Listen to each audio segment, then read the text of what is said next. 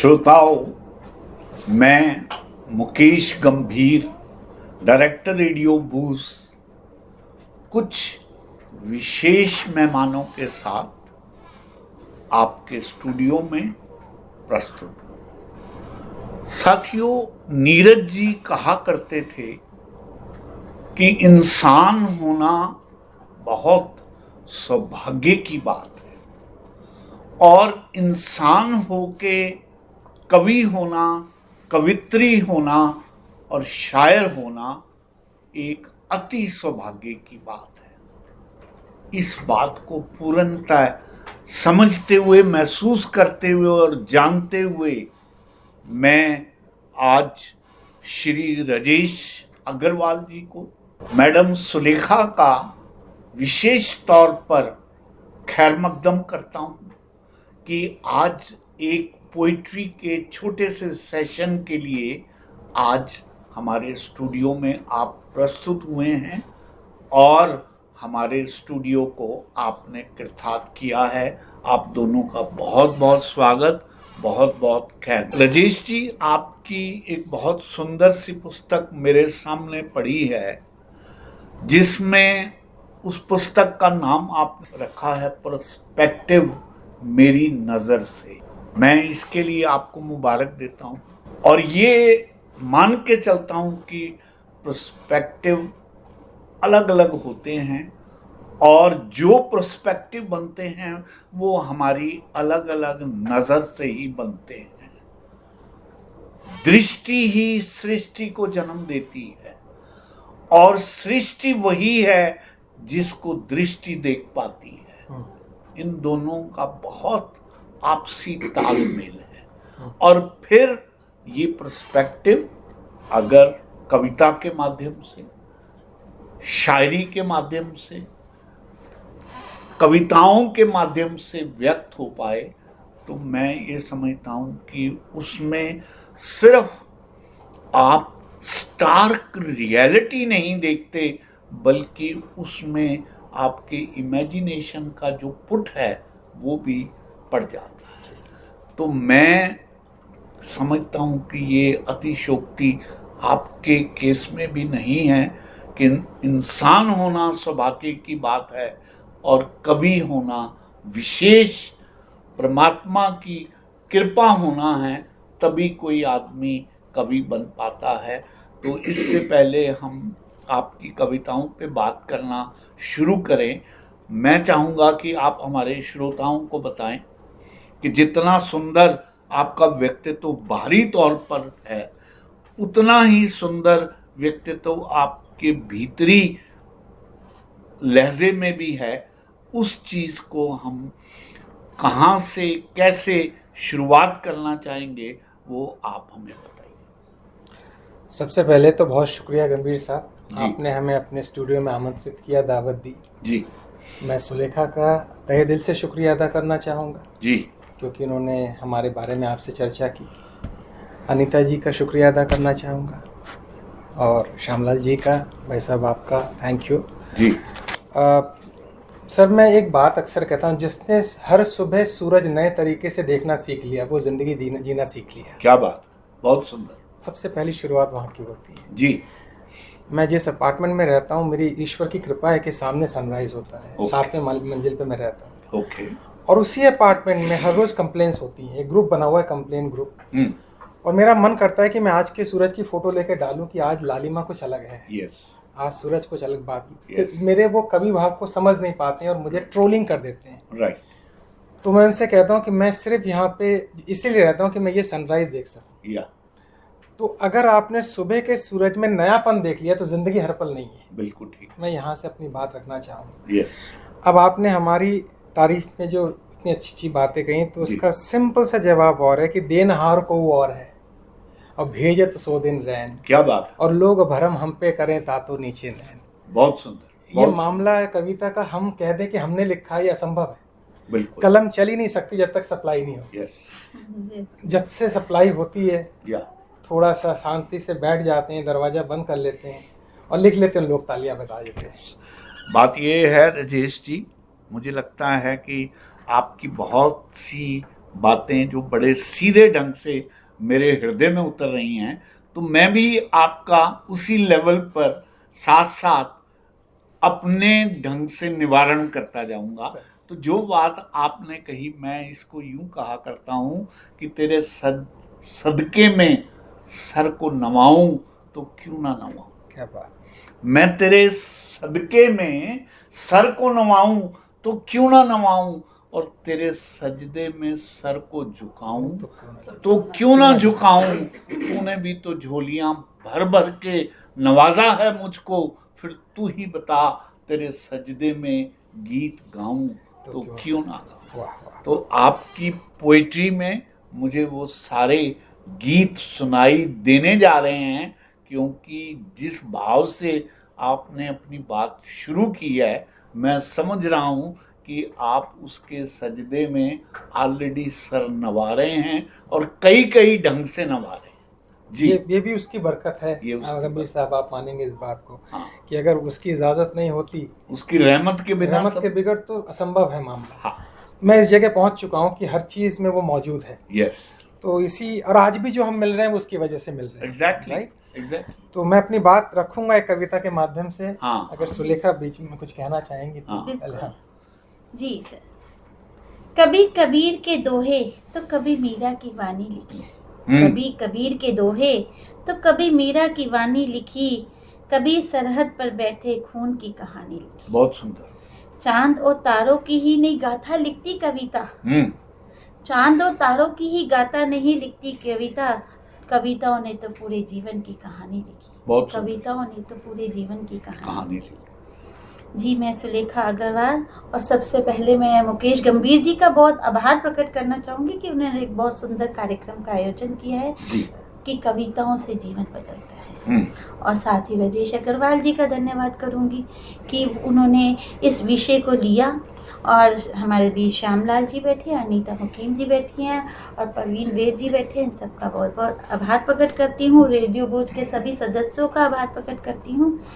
और मैं अपनी बात इस तरह से रखती हूँ कि वक्त इंसान का अपमान करा देता है। जी, वक्त इंसान का अपमान करा देता है, वक्त ही है जो इंसान का सम्मान करा देता है।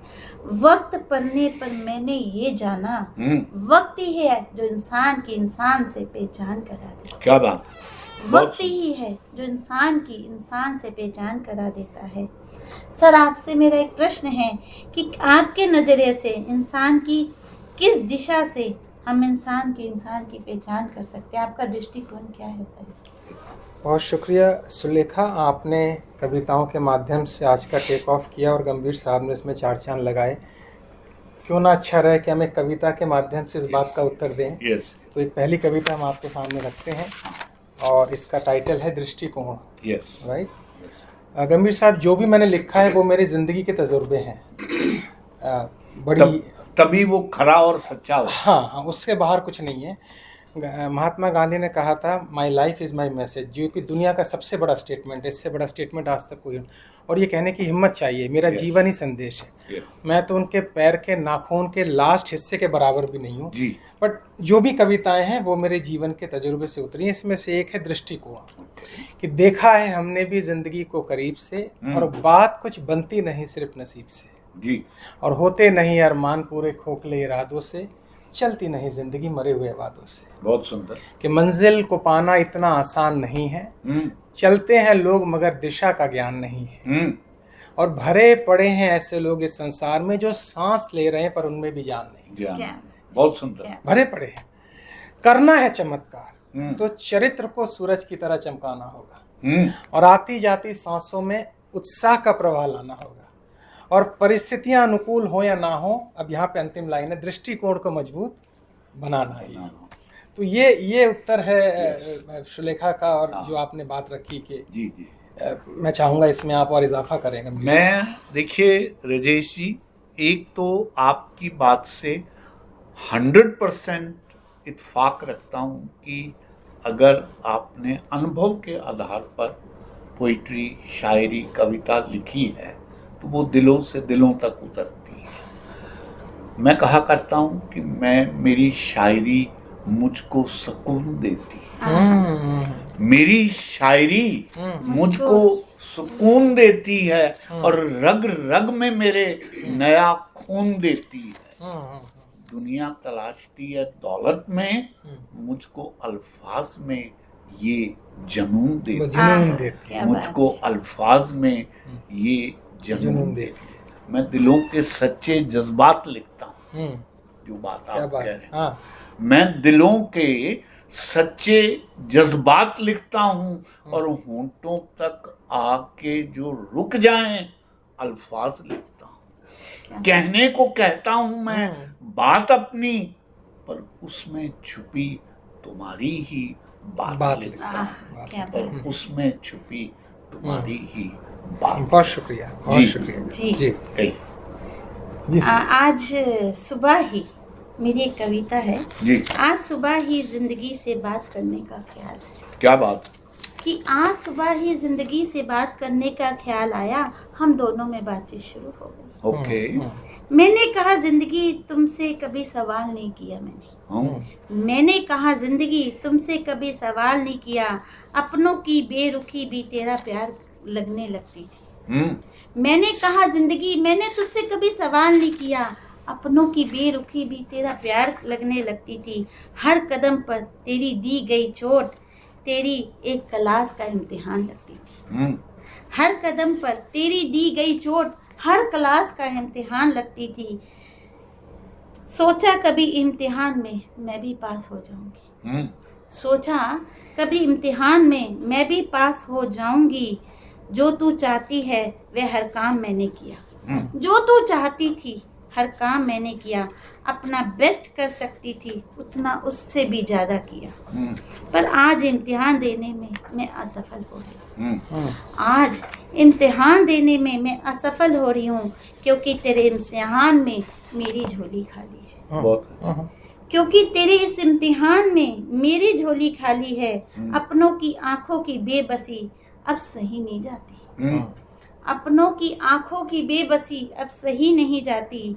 अपनों को कुछ दे सकूं क्योंकि मेरे हाथ खाली हैं। काश अपनों को कुछ दे सकूं पर मेरे हाथ खाली हैं। जिंदगी बोली उदास ना हो। जिंदगी बोली उदास ना हो, उम्मीद को आखिरी दम तक ना खोना। जिंदगी बोली उदास ना हो, उम्मीद को आखिरी दम तक ना खोना। बनी हुई आस्था का असली इम्तिहान है अब यही। जो बनी हुई आस्था का असली इम्तिहान है यही। इसी इम्तिहान में पास होकर कर ही जाना है, जगह बना लेना है तुम्हें इस जगह ही नहीं, इस परलोक में और लोक में दोनों में जगह बनानी है। बस थोड़ा और ही तो चलना है। और उठ जाओ बस थोड़ा और ही तो चलना है। सर मैं आपसे एक प्रश्न करना चाहती हूँ कि ज़िंदगी और मौत के बीच के जो रास्ता है उसमें हमारे जीवन का असली उद्देश्य क्या है? देखिए सुलेखा, आपने बहुत खूबसूरती से अपनी बात रखी है। ज़िंदगी और मौत के बीच कैसा अलाइनमेंट होना चाहिए। एक्चुअली मौत से डर लगता है क्योंकि मौत से दोस्ती नहीं हुई है। तो हम एक कविता के माध्यम से थोड़ा मौत के बारे में समझते हैं। गंभीर साहब, आप लोग भी इसका लुत्फ उठाइए। अचानक वो आकर खड़ी हो गई और कहा चलो। क्या बात? अचानक वो आकर खड़ी हो गई और कहा चलो। मैंने कहा नहीं, थोड़ा समय दो। उसने कहा समय तो बहुत दिया था पर तुमने हमेशा व्यर्थ किया था। अब तुम्हारा समय खत्म होता है और चाहे कुछ भी कर लो समय नहीं मिल सकता है। मैंने कहा अभी तो मुझे बहुत कुछ करना था, बहुत से अरमानों की मंजिलों पर चढ़ना था। क्या बात? उन मंजिलों पर चढ़ने की योजना बना ही रहा था, कैसे असफलताओं से बचूं इसी सोच में लग रहा था। बस काम शुरू ही करने वाला था, तुम आ गई और मौत बनकर छा गई। क्या बात, क्या बात। उसने कहा हमारा काम करने का तरीका अलग है। हमारे यहाँ समय नहीं दिया जाता है, समय पे काम किया जाता है। उनकी स्ट्रैटेजी अलग है। हमारे यहाँ समय नहीं दिया जाता है, समय पर काम किया जाता है। इसलिए चलो हमें अपना काम करने दो। तुम्हारा मन मचलता है तो मचलने दो। तुम्हें ले जाने का समय तभी तय हो गया था जब तुमने इस पृथ्वी पर जन्म लिया। पूरा फलसफा स्पष्ट कर दिया आपने। बहुत शुक्रिया। तू जिंदगी नहीं जी पाया तो हम क्या करें, सिर्फ तू ही जिम्मेदार है, क्योंकि तेरे पास जिंदगी के जीने के सारे औजार हैं।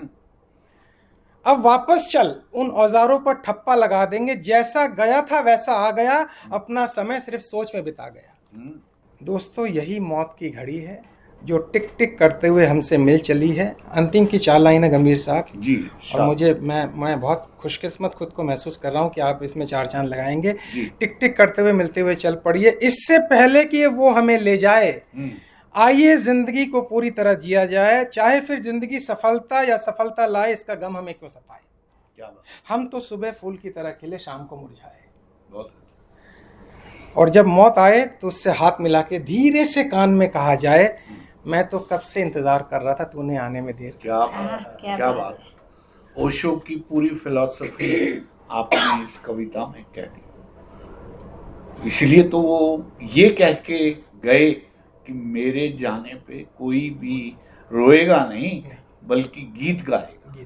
क्योंकि जीवन से जाना भी अगर उत्सव है तो उसको उत्सव की तरह ही मनाया जाए। तो कहा इसी बात को आगे करते हुए अलग अंदाज में कि मैं दौड़ते हुए गिर क्या पड़ा जी, मैं दौड़ते हुए गिर क्या पड़ा, तुमने सारे रिश्ते तोड़ लिए। मैं उठ के संभल कर फिर दौड़ने लगा, तुमने पुराने सिरे फिर से जोड़ लिए। तो दुनिया का ये दस्तूर है। तो इसलिए ये कहा कि दौलत से यहाँ रिश्ते हैं, कि दौलत से यहाँ रिश्ते हैं, वरना ये रिश्ते यहाँ रिश्ते हैं। और खाली जेब को है दूर से सलाम, वरना तो रिश्ते ही रिश्ते हैं। गंभीर साहब, सुलेखा बोल ले, बस इसी में मैं आपका आशीर्वाद चाहूंगा, इसी में ऐड करूंगा, पर मैं वही सपने देखता हूँ, मैं शेयर करना चाह रहा था, बट पहले आप कुछ बोलें तो फिर मैं बात करूँ, इसी पर मैं ऐड करूँगा।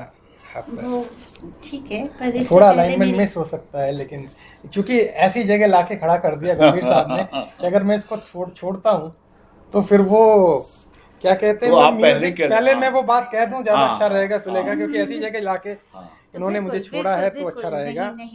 यू नो जी,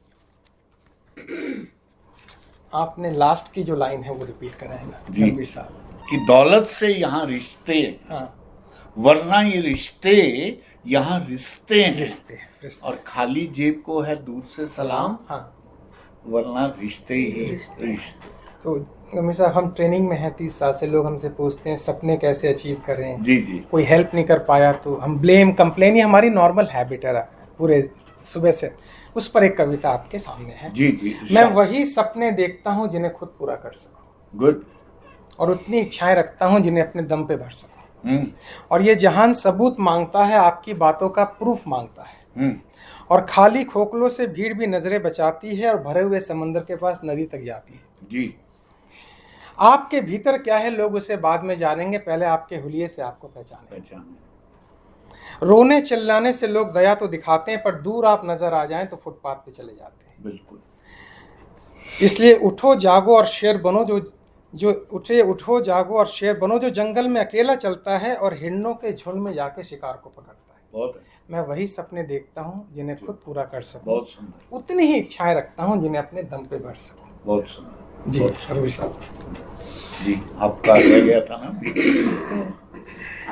सर बिल्कुल आपने सही कहा। और कई बार क्या होता है कि हम जीवन में अपने जीवन को इतने तेजी से चलाए जा रहे हैं ना कि अपने रिश्तों का मूल्य ही भूल गए। बिल्कुल भूल जाते हैं कि आपस में समय भी देना है किसी को। मियाँ बीवी हैं, सुबह शाम मिलते हैं, तो उनके बीच में एक फीलिंग ही खत्म हो गई है, आपस में बातचीत खत्म हो जाती है। क्यों? क्योंकि समय नहीं है। और इसी समय को लेकर मैंने हर उस पत्नी की बात इस कविता में रखी है जो अपने पति से कहना चाहती है। और मैं चाहूँगी कि रेडियो बूस्ट के माध्यम से ये कविता हर वो पत्नी की जो माध्यम से बोली हर पति के दिल तक जानी चाहिए। तभी ये कविता सफल है कि दबे हुए जज्बातों से दिल से एक आवाज आई है, कि दबे हुए जज्बातों से दिल से आवाज आई है, बरसों से दबी घुटन से बाहर आने की दिल ने एक बात की।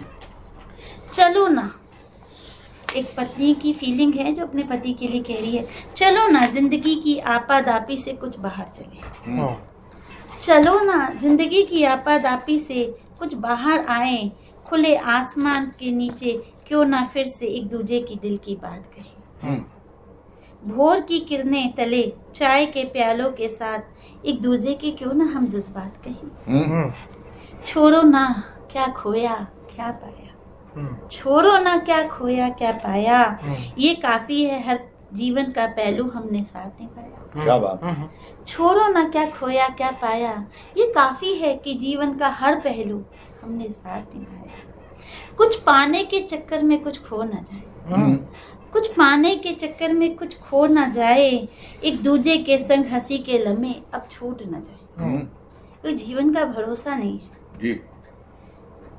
चलो आज चांदनी रात को फिर से छत से देखेंगे, चलो ना आज चांदनी रात को फिर से छत से देखेंगे, बातें बातें करते हुए हम तारे भी गिन लेंगे, चलो ना चांदनी रात को हम फिर से छत से देखेंगे और बातें करते करते हम तारों को गिन लेंगे, कई सालों से साथ रहकर एक दूजे के पर हम एक दूजे को समझ ना पाए, कई सालों से एक साथ थे हम एक दूजे के पर एक दूजे को समझ ना पाए, साथ रहकर भी जिंदगी के एक दो पल प्यार के हम बतिया ना पाए, साथ रहकर भी एक दूजे के हम प्यार के दो पल एक दूजे को बतिया ना पाए, दबे हुए जज्बातों से बस यही आवाज़ आई है, चलो जिंदगी की आपादापी से कुछ बाहर चले। सर जो हमारे लम्हे छूट जाते हैं और जीवन का जो मूल्य है इसको हम किस तरह बचाना चाहिए, आप अपनी कविता के माध्यम से हमें बताइए सर। तो रिश्तों पे बात हो रही है जी गंभीर साहब। जी तो हम अक्सर कहते हैं रिलेशनशिप मैनेजमेंट में कि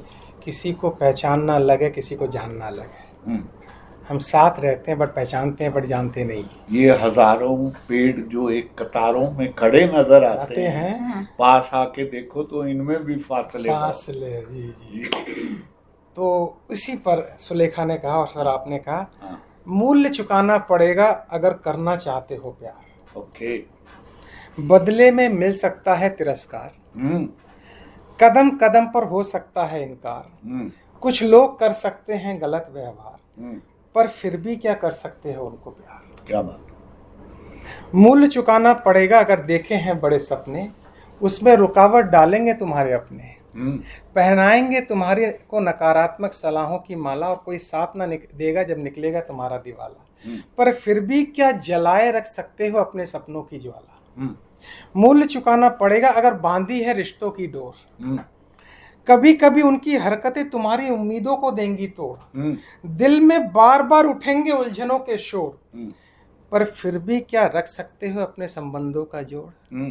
अंतिम लाइन है, मूल्य चुकाना पड़ेगा अगर रहना चाहते हो अच्छा इंसान, पल पल देने पड़ेंगे नेकी के इम्तिहान, परिस्थितियां मजबूर कर देंगी बनने को शैतान, पर फिर भी क्या बने रख सकते हो अच्छा इंसान।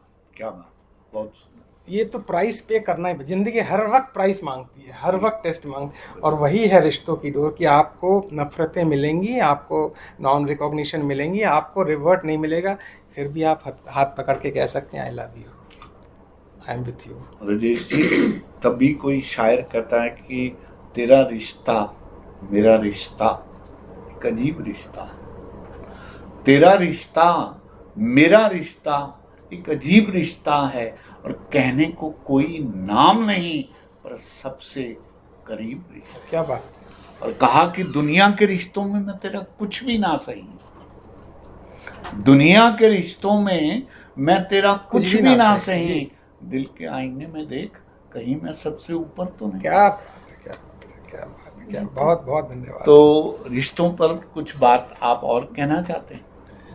मैं रिश्तों में बात यही कहना चाहूंगी कि प्रेम से अधिक कुछ नहीं है जी। अगर आप सबसे प्रेम करते हैं हाँ। तो प्रेम जो है ना, कोई आपका जिससे अटैचमेंट हो जाता है तो उसकी कोई अच्छाई बुराई आपको नज़र नहीं आती, और आप जब बेइम्तिहान प्रेम करते हैं, वो आपका कोई भी रिश्ता हो, चाहे वो दोस्त का हो, चाहे माँ का हो, चाहे बहन का हो, चाहे पति पत्नी का हो, तो आपका प्रेम इतना गहरा हो जाता है कि आपको उसके सिवा कुछ नहीं नजर आता।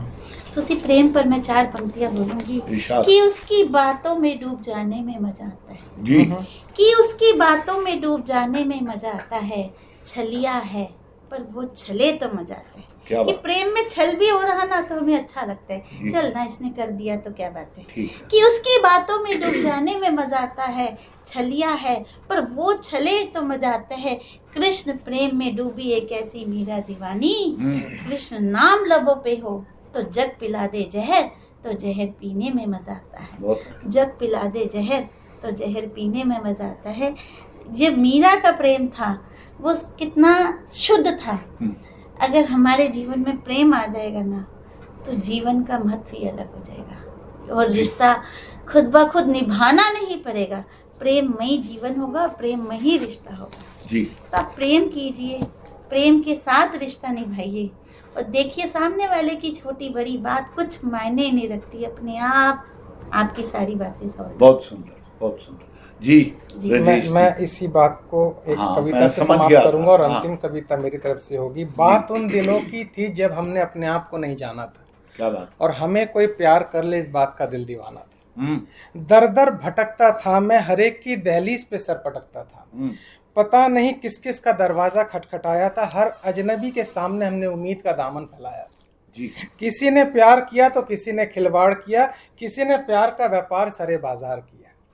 मायूसी के दौर से गुजर रहा था तभी एक आवाज सी आई और मैंने पीछे मुड़कर देखा तो मुझसे कुछ कह रही थी मेरी परछाई। कहा बेवकूफ दर बदर घूमता मड्डोल, सबसे पहले अपने दिल का दरवाजा खोल। क्या बात, तुझे जिस प्यार का इंतजार है अपने अंदर झांक कर देख, तेरे अंदर प्यार का भंडार है। पूरी जिंदगी चली जाएगी ये भंडार खाली ना हो पाएगा, तू तो खुद पाएगा इसमें से दूसरों को भी कुछ दे पाएगा। क्या बात, और याद रख खुद को कर प्रेम तभी प्रेम पाएगा, और तेरे अंदर जब फूल खिलेंगे तो भंवरों का दल अपने आप मंडराएगा। बहुत सुंदर। तो ये सुलेखा तुमने जहाँ छोड़ा और गंभीर साहब प्यार पर ये तो साथियों, मैं समझता हूँ कि जहाँ 2-3 शायर कवित्रियाँ इकट्ठे बैठ जाएं, उनका रुकने का सिलसिला फिर थमता नहीं है और एक के बाद एक बात सामने आती जाती है।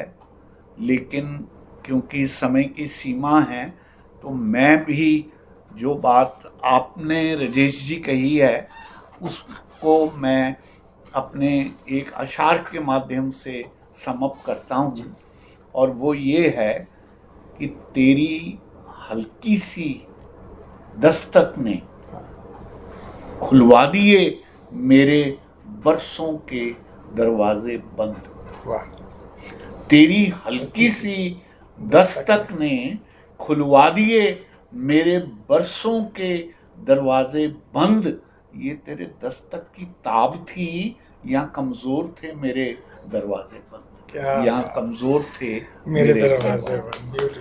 तो साथियों, सौभाग्यशाली होते हैं वो हृदय जहाँ पर कोई दस्तक देता है, और सौभाग्यशाली होते हैं वो लोग जो इस दस्तक को सुनकर अपने दरवाजे खोलने को तत्पर रहते हैं। वरना जैसा कि बीच में आप राजेश जी कह रहे थे कि आसपास लोग इकट्ठे होते हैं, एक दूसरे को दस्तक देते रहते हैं, कभी हम नहीं सुन पाते, कभी उनके दस्तक में वो ताब नहीं होती। तो हम परमात्मा से प्रार्थना करते हैं कि ऐसा संयोग बनाए कि जहाँ जहाँ दस्तक देने वाले मिले वहाँ वहाँ उन दरवाज़ों को खोलने का समय भी तत्पर हो, ताकि दोनों का मिलान हो सके, एक की बात दूसरा सुन सके, और इस तरह जीवन में जो मधुर क्षण हैं उनको वो भी महसूस कर सकें। तो इन्हीं शब्दों के साथ मैं तहे दिल से श्री राजेश अग्रवाल जी, जिनकी ये पुस्तक बहुत ही सुंदर है और मैं स्ट्रांगली रिकमेंड करूँगा, उन्हीं में से ये बीच बीच में से पढ़ रहे थे, और ऐसे ही सुलेखा जी की पोइट्री आपने सुनी। इन शब्दों के साथ मैं दोनों महानुभावों का आभार व्यक्त करता हूँ। धन्यवाद, बहुत बहुत शुक्रिया। company.